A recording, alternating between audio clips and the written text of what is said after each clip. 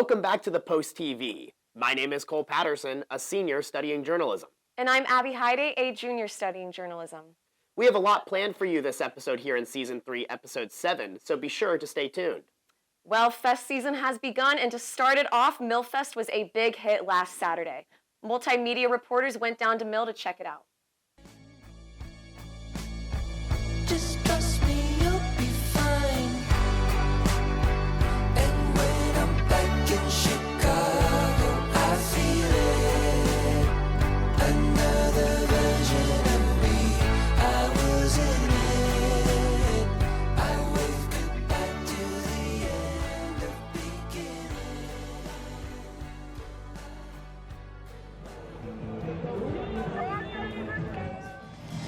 What's your guys' favorite thing about MilFest?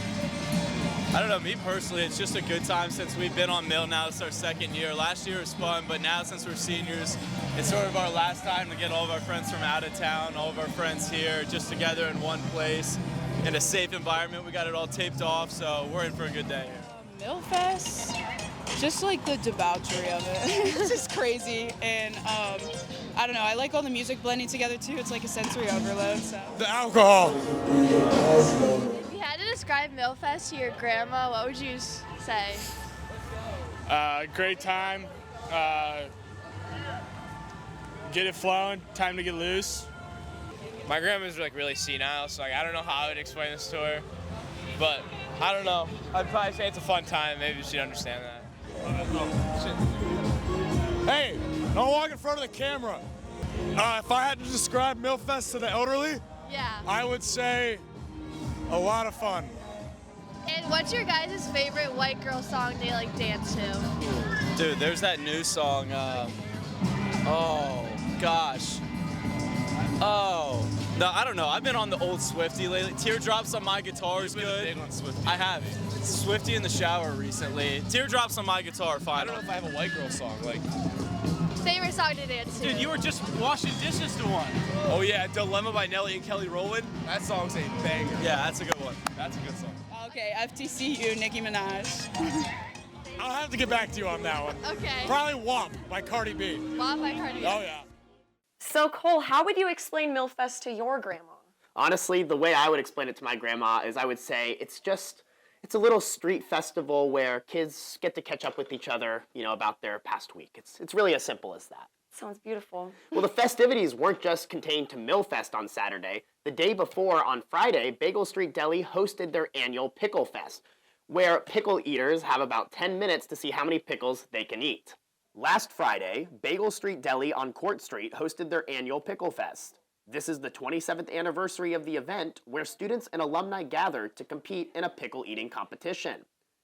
This is the first year where there were 2 champions. The winners of the event ate 10 pickles each, rewarding them with creating a bagel that will be added to Bagel Street's menu, and the proceeds from the event will go to the charity of their choice. Stop in to see what the winner will choose. Wow, that sure seems like a big deal. How many pickles do you think you can eat? Abby, I'm pretty sure I could come pretty close to eating 10 pickles. That is crazy. I was there, and I want to stay away next year.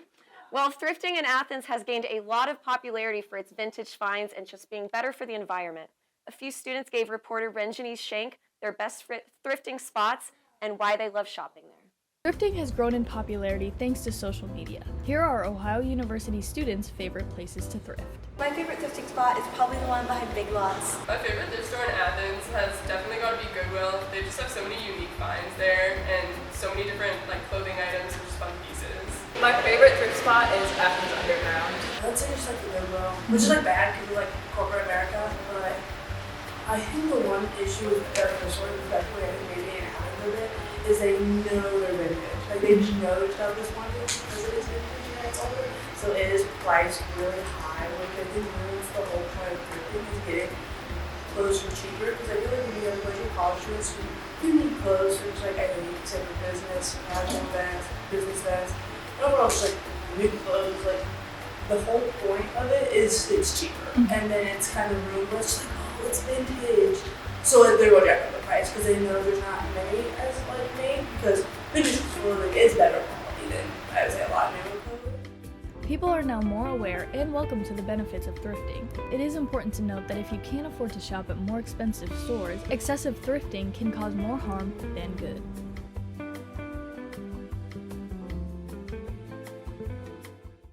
There are so many cool places in Athens to thrift. If you love shopping for cool, unique vintage items, be sure to check them out. I'll definitely have to check out the thrifting scene here in Athens for sure. Well, coming up, we have a lot for you still in store. First, we're going to hear from sports reporter Dan Gray, but right after, we're going to hear from Scalia Laboratory weather forecaster James Zinnbauer. Thanks, Cole.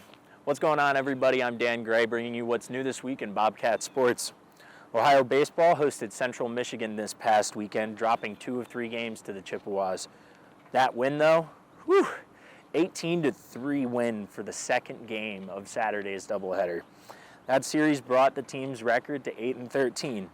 And since their home game against Dayton Tuesday was canceled, their next stint is 3 games in Muncie, Indiana against Ball State this upcoming weekend. First pitch of game 1 is 3 p.m. Thursday. These games will air all on ESPN+. In the ladies' dugout, the Bobcats fell short in all 3 games of their Battle of the Bricks against Miami this past weekend. With a record of 13-17, the team will look to regain winning form in a 3-game series at home this Friday and Saturday against Central Michigan, with the doubleheader occurring Friday night. These games will also be streaming on ESPN+. Women's track and field had a chance to put up some nice marks at the onset of their outdoor season at the Blizzard Buster meet held by Miami University in Oxford this past weekend. On the track, Gracie Smith earned podium for her effort in the 100-meter hurdles. In javelin, senior Cassidy Betzing placed second and freshman Sadie Resnick placed third. Also in field, Jordan Baith earned a podium in discus, placing second. Ohio University Wrestling competed in the NCAA Championships this past weekend in Kansas City, Missouri. Peyton Keller was dominant in the 157-pound division, placing 5th, which is the highest individual placement for a Bobcat in the tournament since 2005. The Bobcats placed 25th overall, which is the program's best finish since 1998. My time's up. Tune back in next week for more updates on Ohio athletics. Now, over to James for the weather. All right, good to see you again. My name is James Zinnbauer. I am your forecaster for this week, courtesy of Ohio University Scalia Lab. Interesting setup coming around. Today, it's a lot nicer, more sun, partly cloudy skies, very nice conditions around us right now. That will probably continue on into Friday, though a couple more clouds will be possible. Temperatures still in the mid-60s or so. Over the weekend, though, we're getting a big warm-up, but at the cost of some rain that might be moving in. Saturday, we could see a chance of scattered thunderstorms, high 60s. These thunderstorms might come about in the afternoon, pop up every once in a while, maybe last 20 minutes or so during the day. Can be a little bit hard to predict sometimes. Coming into Sunday, we're getting a bigger chance of some rain, and this might be more interspersed showers, maybe later in the day, but temperatures are also skyrocketing all the way up to the low 70s. Monday will be 71, but Monday and Tuesday, we got to be on alert here. We could see a chance of some severe weather popping into our area. Right now, it's a little bit hard to tell what those impacts might be, when they might be, but over the weekend, definitely stay tuned as to what might end up coming of this, because if we're getting a risk of severe weather this far out, maybe it's something to take a little bit seriously as we go along. If there's ever the necessity to update you via the post, we will make sure to do that as well to make sure you guys are safe. But Monday, Tuesday, you get some thunderstorms that come through. Wednesday, big cool down because these are pretty prominent low pressure systems. So once that low pressure pushes on through, a lot of cold air is going to funnel in behind it. Behind that cold front. And so temperatures on Wednesday could be 47 degrees. Your overnight temperatures are down in the 28s. Maybe even if we get a little precipitation, some snow could mix in. Now, it's a little bit far ahead, so don't take that as face value for now. But just for the future, we have some pretty dynamic weather coming in. But after Wednesday, Thursday, Friday might cool down, might stay a little bit more calm, and so we get the sun and the clouds coming back out. But definitely for the time being, interesting setup coming around. But that's all from me. Thanks, James. Now I know what days to bring my rain jacket with me. You know, Abby, I'm sure you have some pretty interesting stories from past fests. Oh, I definitely do. Some of the best and worst memories from college have been times during fest season. The post staffs shared their stories with us. Let's take a look. Searching for the thrill of it. Say that it's love, but to me it's looking. Okay, so my favorite story from fest this year was just going around to all the parties with my best friends and my roommates, and then we actually went home by 6 p.m. and got Subway, took a nap, and we were like, oh, we'll go back out. And then we actually didn't, and we ended up watching Grown Ups. So it was perfect because we had a great fun day, went to multiple parties, and then watched Grown Ups that night. My favorite Millfest story actually comes from a house right off Mill Street on Kurt Street. I had friends that used to live in that house over there, and I remember one time after Millfest started to get broken up, a lot of the people from Millfest just kind of stormed the house because we were kind of doing an open house party there, so I met a lot of interesting people that way. All right, my Millfest story, well, actually, it's technically my friend's story, but he told me that he was at this party and this guy threw up on this other guy's shirt, which was really gross. But then I guess somehow the vomit got on this girl's white shirt and she started crying. Obviously, I would cry too. But yeah, that's my story. So in the B-roll that you guys saw in the beginning, when those people fell off the wall, I was the one recording that, and I was sober the whole time, so it was pretty interesting to see all the shenanigans. My Millfest was actually pretty crazy. My friend took a pretty hard fall and just woke up from the hospital a few days ago, but he doesn't remember me because he has amnesia now. The Khaos Dance Team, founded in October of 2023, paved their way as a budding organization here on campus. Reporter Haley Dunn has more on how members provide insight on team morale, their weekly schedule, and the impact the organization has had on them. If you're looking for an opportunity to get involved with majorette-focused dance style, Khaos Dance may be for you. Originating from HBCUs, majorette dance combines hip-hop, ballet, jazz, and traditional African dance techniques. The president and founder of the organization, Kaylia Jackson, provides more information of how it came to be. It came to be, I've been dancing my entire life, and when I came here, I noticed that there wasn't a lot of diversity, especially being in the school of dance. You know, we all dance, but I don't dance like them, if that makes sense. And I think my professors really pushed me to make a team that more or less suits me, and you know, probably hundreds of other girls at the school that are just like me and probably grew up in the same conditions and community that I lived in. Sometimes we come to practice a little earlier, you know, just to run things out, our Tuesday, Thursday practices, but there's a lot of planning of events and practices and philanthropy events. We do a lot of communicating outside of our set practice dates. So pretty much during the week, it's just constant messaging and planning and strategizing. One person who learned about the organization through said strategizing was Ava Smith, who is a junior here at Ohio University. I like the sisterhood that we have. So we're all really close and we can get to know each other and no one's judging anyone. We can say whatever we want and feel comfortable being here.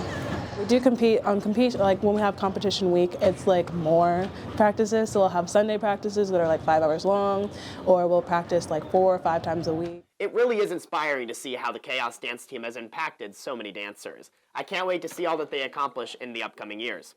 Yeah, me too. And there's going to be a solar eclipse on April 8th, and Alden Archives just happens to hold the first solar eclipse documents recorded in 1889. Reporter Jack Beeler got to read all about them in the Alden Archives. So today I pulled a book from the Rare Book Collection. It's reports on the observations of the total eclipse of the sun from December 21st to December 22nd, 1889. And of course I pulled this because there's a lot of talk currently about the coming total eclipse of the sun that's going to be really visible in Ohio on April 8th. And so I thought it was fun to look back at a historic total eclipse of the sun. And this book's really neat because it has some photographs actually of the eclipse from 1889. And the book was published in California at the Lick Observatory in 1891. I mean, one of the things that I think I think there was a whole expedition to track the course of the eclipse, across different parts of the world as it moved. But I think these pictures are from California. I think probably the first photographed. Yeah, but certainly they've been seen, since ancient times. maybe understood to different extents and, you know, interpreted in different ways, but these are probably some of the first photographs. A lot of books in the rare book collection, we don't know exactly how we got them or when we got them. Other thing that I really like about it is when people think about rare books, they usually think about like literature and history, but history of science is a really important aspect of rare books. In our rare book collection in particular, we have a lot of history of science related materials related to space, related to astronomy, related to, you know, chemistry, physics, all kinds of different areas, mathematics. And also it's amazing that you know, these photographs like are just pasted onto the pages and that they haven't been lost, they haven't been damaged, they're still in the book, so we're really lucky to. The Alden Archives hold so much history, it's amazing. If you've never been up to the 5th floor of Alden, I highly recommend checking it out. I agree, it really is a cool place up there. Before we end today's episode, our team from Millfest also happened to ask some festgoers trivia questions to see if they truly are smarter than a 5th grader.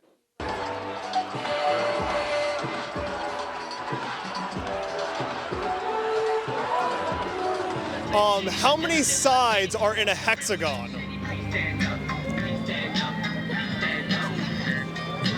6. Correct. Yeah, that's what I thought. How many sides does a hexagon have? 6. Any conflicting answers? Enough. All right, yep, correct. What shape is a stop sign? Octagon. Wait, no, 6 sides. Hexagon. It's actually an octagon. It's 8 sides. What shape is a stop sign? Pentagon. Hexagon? Octagon. Octagon is correct. 5, 6, 7. Yeah. Yep. Okay, octagon. Statue of Liberty was a gift to the United States by which country?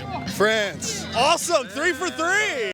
The Statue of Liberty was gifted to the United States from which country? France. Good. Yeah. The Statue of Liberty was gifted to the United States by what country? France, yeah. Awesome. Statue of Liberty was gifted to the United States by what country? France. All right, guys got that one. Who's commonly given credit for inventing the light bulb? Thomas Edison, but it actually wasn't him. It was somebody else. I don't know who the other person was, but it wasn't Thomas Edison. That's right. Thomas Edison's the answer. Who is commonly given credit for inventing the light bulb? George Washington. No. Thomas Jefferson. Thomas Edison. Thomas Edison. What was the question? Who's commonly given? Definitely Thomas Edison. Wait, we pass. Next one. What is the longest river in the United States? Longest river? I know like 2, the Rappahannock and like... don't know. No idea. Potomac? No idea. No. Nile? Nile's in Egypt! Oh, in Egypt. It's the Missouri River. What is the longest river in the United States? Mississippi. Ohio River. It is actually the Missouri River. Well, Abby, do you think you're smarter than a 5th grader? I sure hope so, but probably not. Well, that's all we have for you today here on Season 3, Episode 7 of The Post TV. We hope you truly enjoyed today's episode, but be sure to follow us at The Post Athens and The Post Multimedia. For Abby Hiday and Cole Patterson, have a great day.